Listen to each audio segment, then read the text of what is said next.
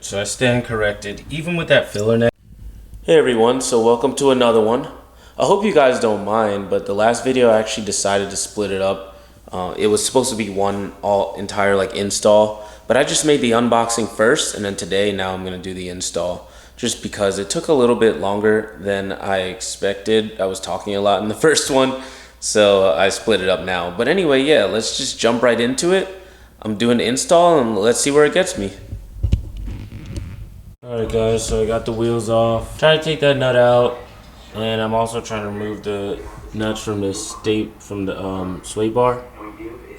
But I'm having some issues already, man. This kind of sucks, but it sucks because the top nut just keeps spinning and spinning. This, of course, the suspension's loaded up, so this nut can't just pull right out. So yeah, I mean, I have some ways to get it out, but I will figure it out in a second. It's not like a lot of people I notice, they just pull this out and then pull the two and they're good to go with this nuts kind of like in there.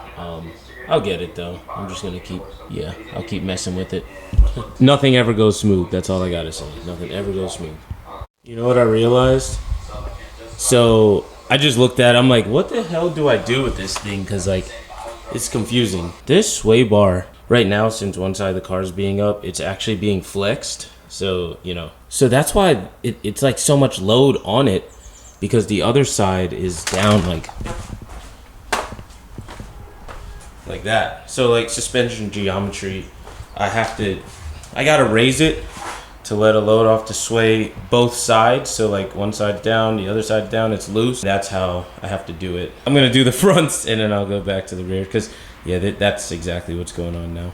All right, well, I figured out my own mistake, because I was looking at videos of other people doing it and I'm like, what the hell? How are they able to get it out so easily? The thing is, it was easier for me to jack up just one side versus doing, anyway, let me do the fronts or I'll jack up the rear or whatever. I'm gonna get this shit done though. All right, I jacked up both sides now.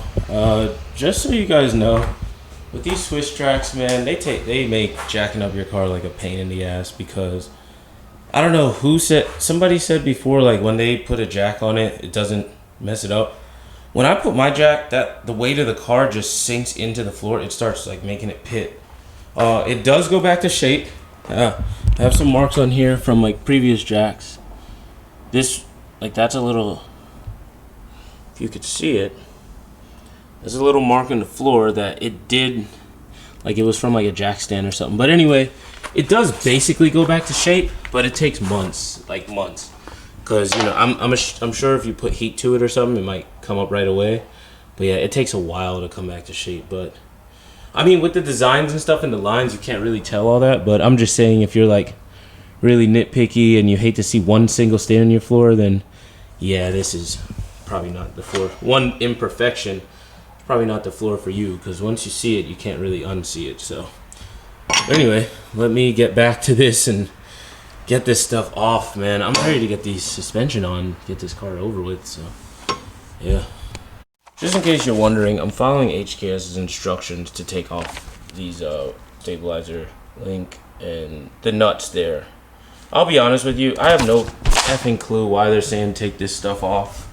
Now I have an issue getting it tight again. I can't.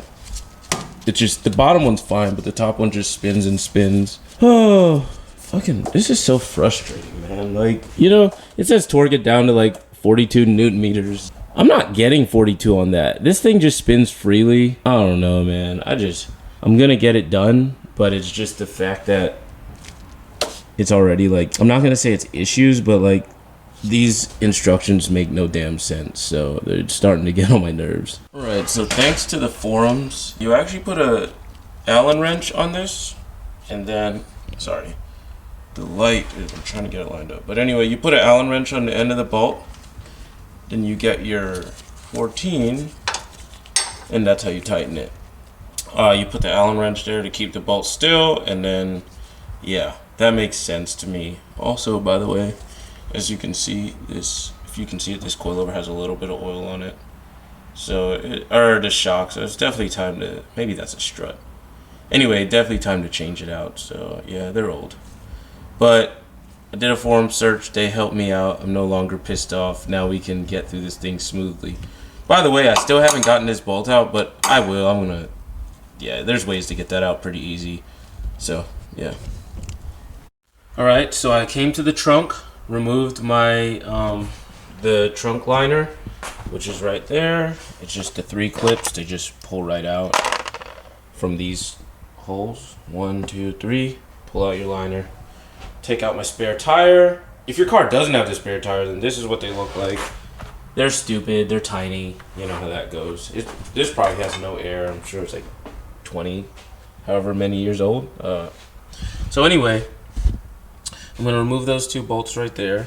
But by the way, and I had all this out when I did my spare tire before. I mean, not my spare tire, my soft top.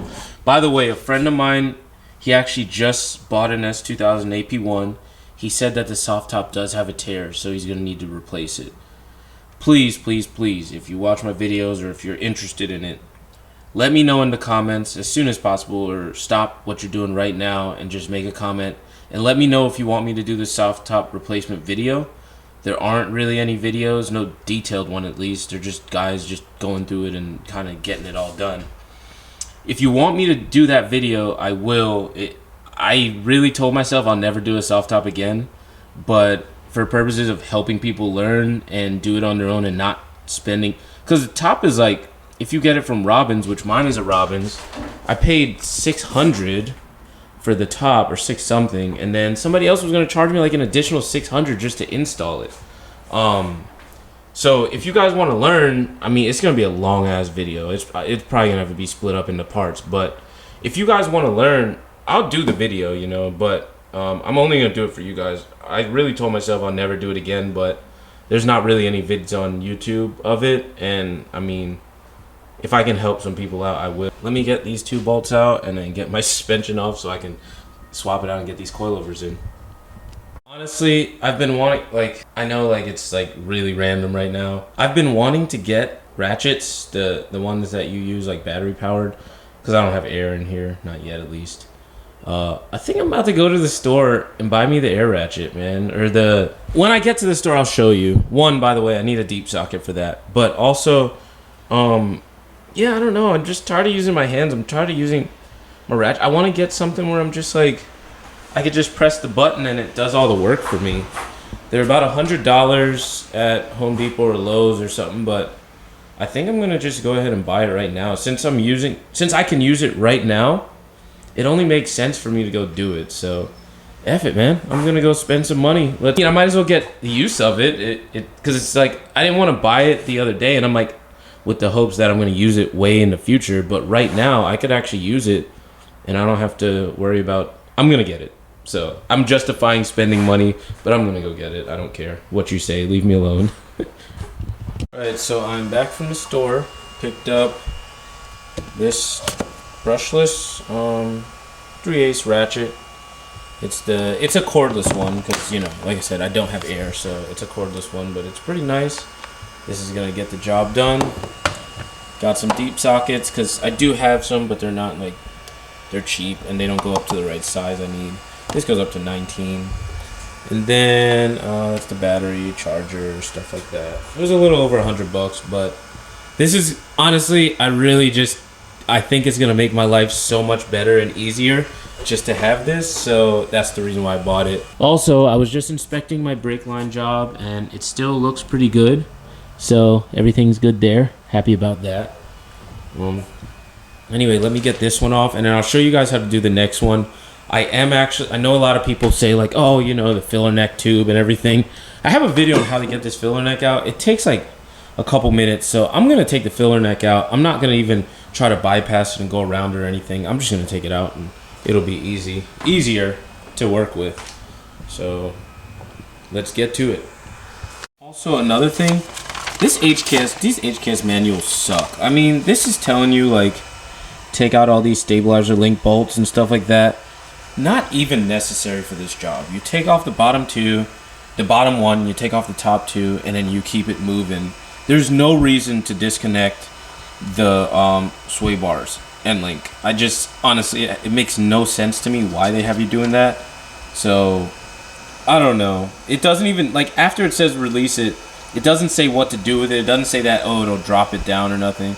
You're really wasting your time touching those end links. So, literally, only do the 3 bolts. 3 bolts on that thing.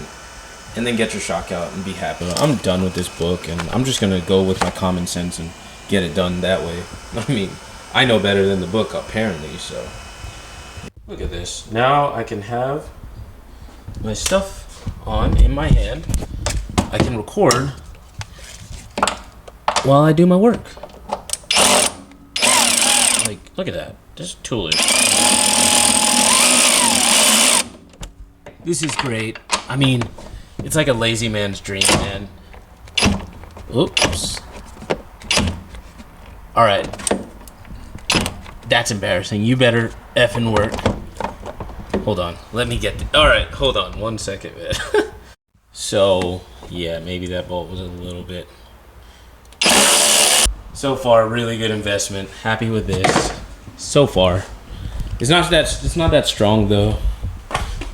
So... essentially, the shock should come right out. I have gloves, but... Oh. Okay. Maybe that's why I need the stabilizer link to come out, so I could get... I can get it out, but I need just both my hands real quick. Actually, look at that. You see how I set up everything? I got a tripod. So now I can work. Alright, so what I'm going to do is just pull it out a little. There. Simple. Now, the right side. So the right side's right here. But it comes with spacers, so I need to put the spacers in first, which are these. I need to put these spacers in first. I imagine they're supposed to go like, looks like this. Figure they go in like that. They go in like that. I'll put them in after though. This is right side of the car, right? Yep, it is. So I put the spacer in. Pushed it, put it on this side too, which you can kind of see. I don't know. It's hard for me to get this light angled to where you can see, but spacers on that side as well. It sits in. You can tell because it's supposed to sit in the groove right there. So let me get my new friend, and oh, oops, 17. Actually, you know, I do have an impact also as well. I already had this, but I will say this one thing. Doing this stuff by yourself freaking blows, man. But anyway, this side's done. I got the 2 top bolts in with my trusty new ratchet. This thing's huge, by the way, but it fits in spots. I mean, the head part is small, so no homo, but yeah, this part is smaller, so it's easier. But like in general, it's really long. But anyway, yeah, it's a tough job by yourself, man. Because, by the way, I see why HKS said take off that piece. It's because it's hard to pull it down when the sway bar is like fighting you. So it probably would have made more sense to do it, but it's okay. This is how I'm gonna do it. Also, my jack kind of sucks. So in order for me to get the car off the jack, I just bought this wood here so I can have it under the wheels. Just to give me that extra like inch of clearance so I can get my jack in and out. But otherwise, I guess this is the first side. It is a little, I'm not going to say it's a learning curve because I've done coilovers like on different cars, but yeah, I struggled with this side right here. So I'll probably, hopefully I can get done the rest of it a lot smoother and I can be done today. So yeah, let me finish. All right, so I took out the liner, took the fuel line out of the fuel filler neck. There is, well, you can look at my other video, but there's a 10mm bolt right there. There's 3/8 in the gas cap socket right here, or gas cap door or whatever. Anyway, yeah, you just take it and you just pull it. pull it back and pull it out. Takes a little bit of effort, but when you get down in there, you'll be able to see. But there you go. The 2 bolts that everybody says they can't get to because they're a bitch. To get to, I got to them, so cool. We'll be done. In case you're wondering how I get that long bolt out, this one right here, I literally been just taking a screwdriver, pushing it in the inside here, and just hammering it out, and that's it. Comes right out. Right, so I stand corrected. Even with that filler neck out of the way, it's still not actually that easy to get to these damn bolts. I did get the suspension out. This is the new one. As you can see, it has this piece attached. Well, I attached it to the top. It's so behind that thing, so you can adjust the dampening. It focuses hard, soft. I have it all set like they recommend, 15 clicks, halfway in between soft and hard, so that way I can kind of, from there, I can start adjusting and see how I want it. Taking off that sway bar end link doesn't do a damn thing. It's just as hard. I got it off, but it didn't do anything. So don't waste your time. Get you a buddy and do it together, because this isn't. Alright, so that was scary. I had a little incident with my jack. I was lowering the car down, and the jack the jack stand kind of toppled over. Car wheel went on top of it. So that's it for this jack stand. I am gonna have to buy new ones because I'm not gonna use this, even though it's up. I'm not gonna use that. Yeah, this car definitely. Yeah, I don't know. This is some real shady stuff right now, because I'm doing some danger. Oh, you know why? Because the car went forward, and I don't. Wow, man.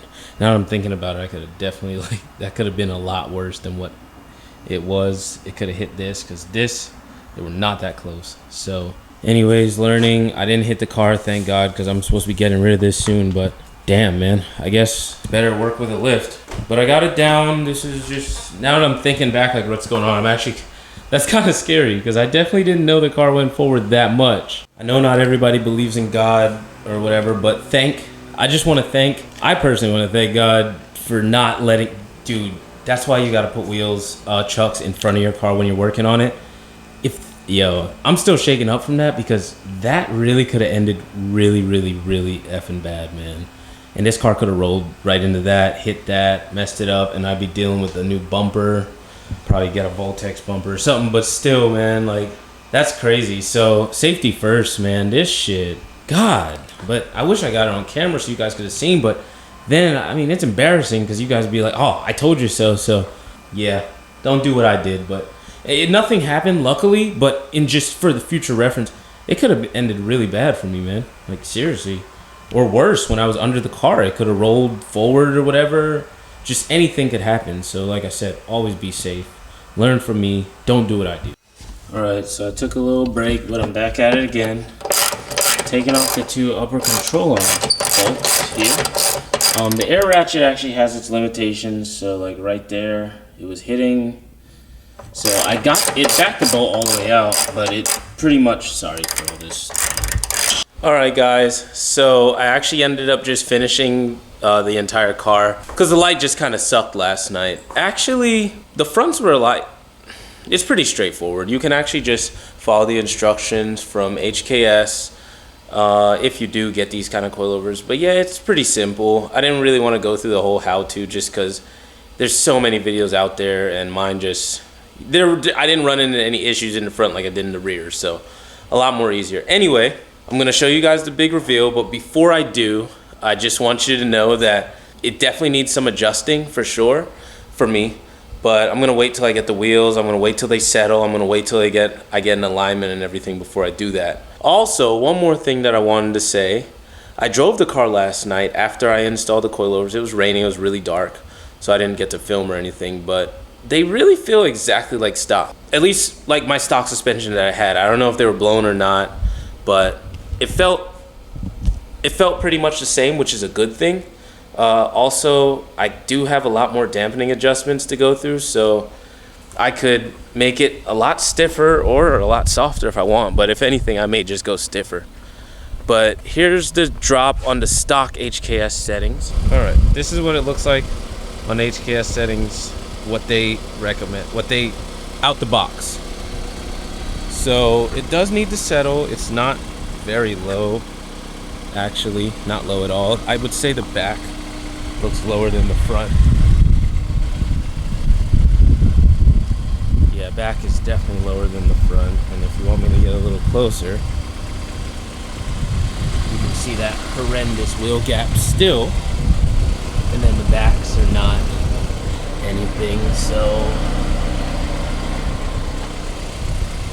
but like I said, it's got to settle. It's got to get a little bit lower before I can take it to get aligned and everything. So I'm actually going to go drive it around a little bit and just enjoy it. But right now, not going to lie to you guys, man, you could see it raked up in the front. And so yeah, that needs big time adjusting. But the thing is, I need to get my wheels first before I do so.